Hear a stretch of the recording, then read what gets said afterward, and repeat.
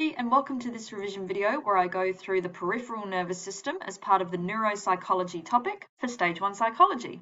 Let's get started. So the peripheral nervous system, or PNS as it's often referred, are the networks of cells that transmit information between the sense organs, so obviously the eyes, nose, ears, mouth, and skin, muscles, glands, and of course the central nervous system.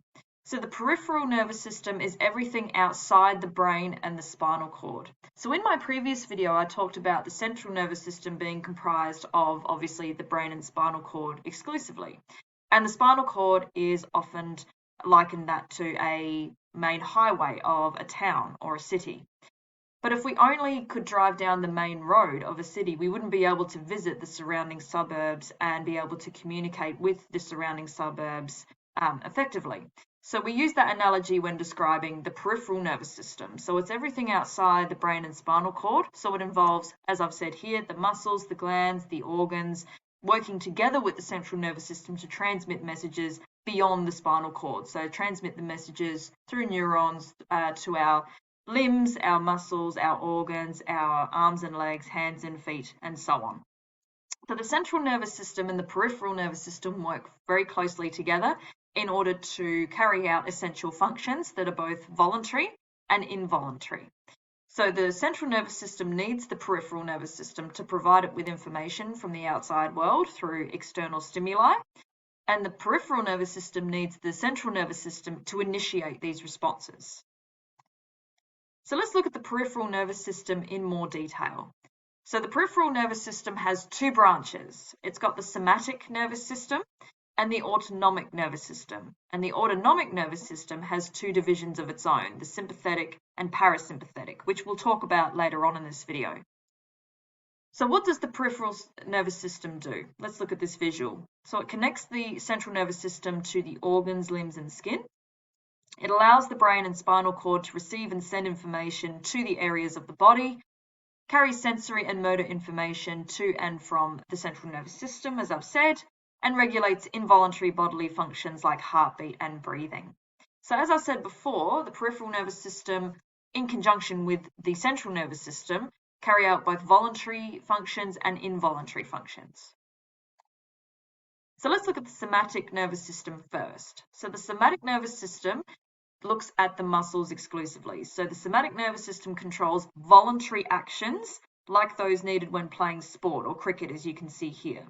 So the somatic nervous system controls voluntary movements and actions that involve the muscles.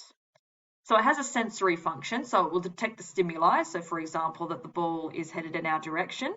And the motor function, which responds to the stimuli, which is to reach out with our arms and hands to try and catch the ball, for example.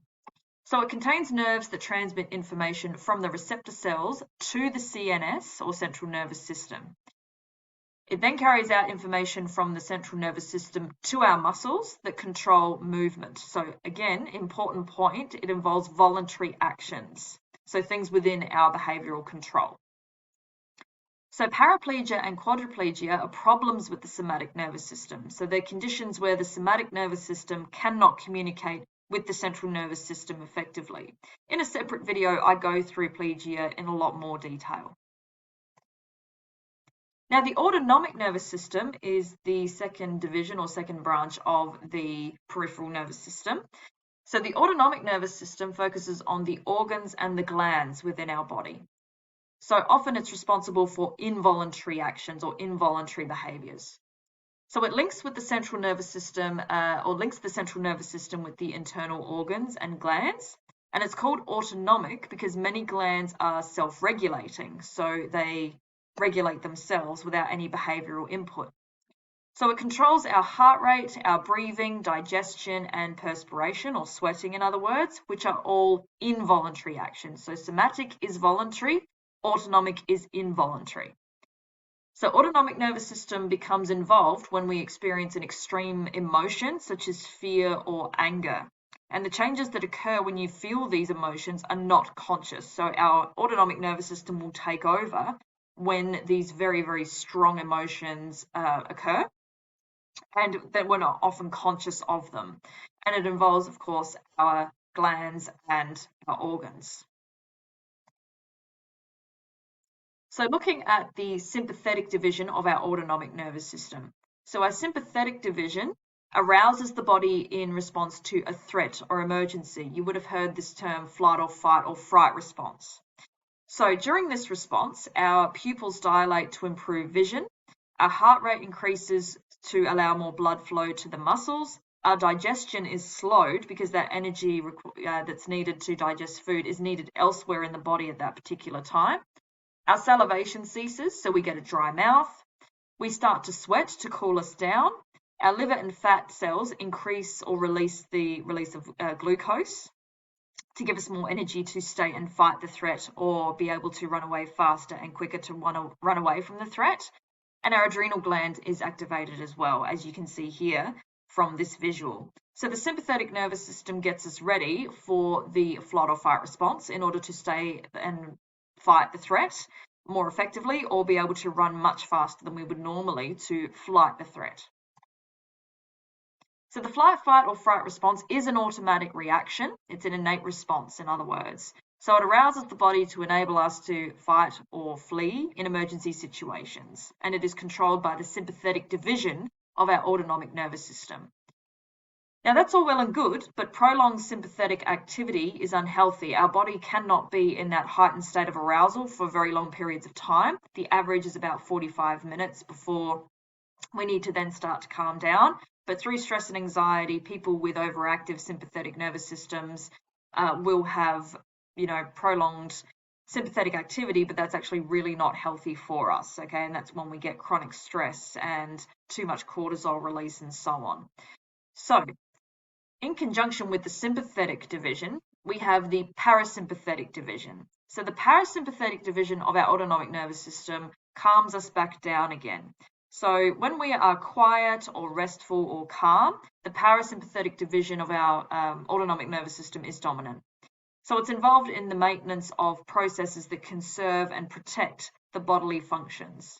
So once the threat has passed and our sympathetic nervous system has done its job, it's our parasympathetic division that calms us back down again. So returns our heart rate back to normal, returns our blood pressure back to normal, makes sure that our pupils are the correct size, stops the release of glucose, and maintains or increases digestion back to normal again. So the parasympathetic division is just as important as the sympathetic division, as it helps our body to maintain a steady internal state called homeostasis, which is when our circadian rhythms are functioning properly, so we can allow our body to maintain a healthy state through different circadian rhythms and maintain healthy cycles naturally. So the parasympathetic nervous system works to counterbalance the sympathetic nervous system, as I've said. So it helps the body return to normal after a threat has passed, and it's the opposite of the sympathetic nervous system and does work slower as well. So they act together so that all responses are carried out smoothly. So the sympathetic can save our life, but then our parasympathetic helps us stay healthy and maintain homeostasis. As you can see here is a very, very good visual of how the two divisions work together. So the sympathetic will dilate our pupils. This is once we're confronted with a threat, so a jump scare in a film, or if it's actually a life-threatening situation. We'll dilate our pupils to allow us to see the threat better or see where we're going better if we need to run away. It will inhibit salivation so we get a dry mouth. It will relax our airways so we can gain more oxygen, increase our heartbeat for more blood flow to our muscles, inhibit activity of the stomach because that energy is needed elsewhere, stimulate the release of glucose, as I've talked about before, inhibit activity of the intestines, again, that energy is needed elsewhere, secrete epinephrine and non-epinephrine, so that's a neurotransmitter that allows us to be able to concentrate and run away much more quicker or be able to stay and fight the threat more effectively, and can relax the bladder as well because, again, that energy is needed elsewhere. So that's often why when people are very, very frightened, they will lose control of their bowel and bladder. Now, just as important is the parasympathetic. So once the stress, the threat, I should say, has gone, it will constrict our pupils, stimulate saliva back to normal, constrict our airways so we're breathing more naturally, slow our heartbeat down to resting levels, stimulate activity of our stomach and our intestines so our digestion returns to normal, It will stop the release of glucose because it's not needed anymore, and contract our bladder so we have control of our bowel and bladder again. So I hope you found this video useful on the peripheral nervous system and its divisions. As always, if you've got any questions, feel free to ask me in class or shoot me an email. Otherwise, happy revising.